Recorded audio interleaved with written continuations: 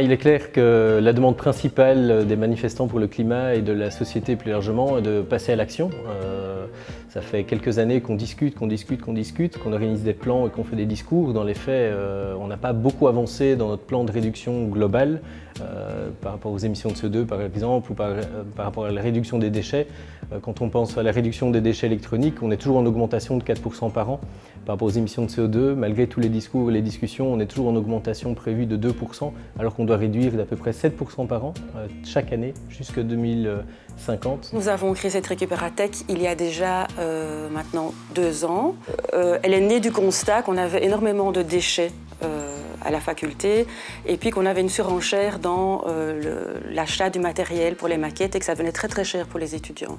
L'idée c'est vraiment de faire un magasin collaboratif de mutualisation de matériaux et d'outils par les étudiants et pour les étudiants et aussi pour le quartier. Ça c'est le projet futur qu'on essaie de développer. Dans une partie de la fonction que j'exerce, c'est-à-dire la gestion du mobilier, on est en train de mettre en place deux filières de récupération du mobilier.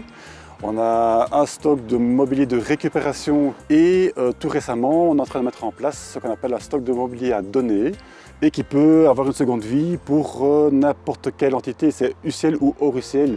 Un exemple tout récent qu'on a eu, c'est on a pu donner du mobilier au collège Saint-Étienne pour des locaux qui avaient été inondés ici récemment pendant le mois de juillet. La communication, au-delà de la sobriété, c'est d'abord pousser le réemploi des objets déjà mis sur le marché, déjà utilisés. Ensuite, la réparation de ces objets pour pouvoir augmenter leur durée de vie.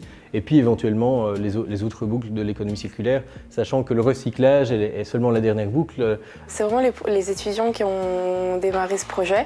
On était vraiment une team d'étudiants qui faisaient de l'architecture et qui se rendaient vraiment compte qu'il y avait un problème au niveau des déchets dans les projets de maquettes, etc.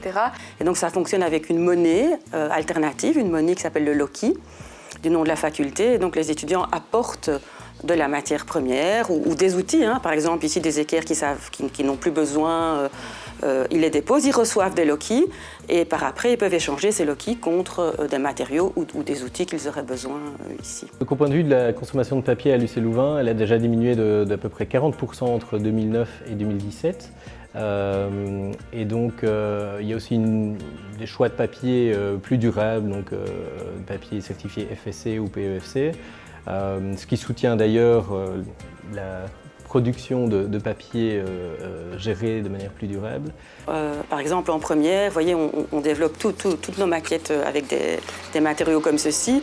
Alors au début, on était un peu sceptique parce qu'on dit les maquettes blanches prennent mieux la lumière, on observe mieux certaines choses, mais finalement, avec une maquette en carton brun, ça se passe très très bien aussi. C'est dès maintenant qu'il faut leur apprendre, je dirais, les bons réflexes. Si dans les matériaux maquettes, on utilise déjà de la récupération, on a déjà gagné quelque chose. Par après, dès la 3e, 4e, ils pourront choisir des cours en éco-construction, en éco-conception que l'on développe ici sur le site. Oui. Actuellement, on est très fort pour récupérer le mobilier, le mettre dans un endroit et là, on est en train de s'organiser, c'est pour maintenant le faire vivre, trouver les filières et qu'ils partent. Le but n'est pas de le stocker, c'est qu'ils puissent avoir une seconde vie, une seconde utilité. À la rentrée, en collaboration avec la Maison du développement durable et l'Éco-Oasis, nous avons organisé une journée pour donner du mobilier aux étudiants. Et il y a eu quand même une bonne centaine d'étudiants qui sont venus trouver du mobilier pour leur code, pour leur studio, etc. Et donc c'est un super projet qui a je pense, une bonne écoute et une bonne entente. L'aménagement du local s'est fait lors d'une semaine, un workshop en février 2021, où on a commencé par faire un inventaire de ce qu'il y avait dans les caves du bâtiment. On avait une quantité de caisses, on avait des panneaux, on avait des tubes, on avait toute une série de choses. Et on s'est dit, bon, qu'est-ce qu'on va faire à partir de là? Parce qu'on ne voulait rien acheter. Donc on n'a rien acheté, à part des vis et des clous.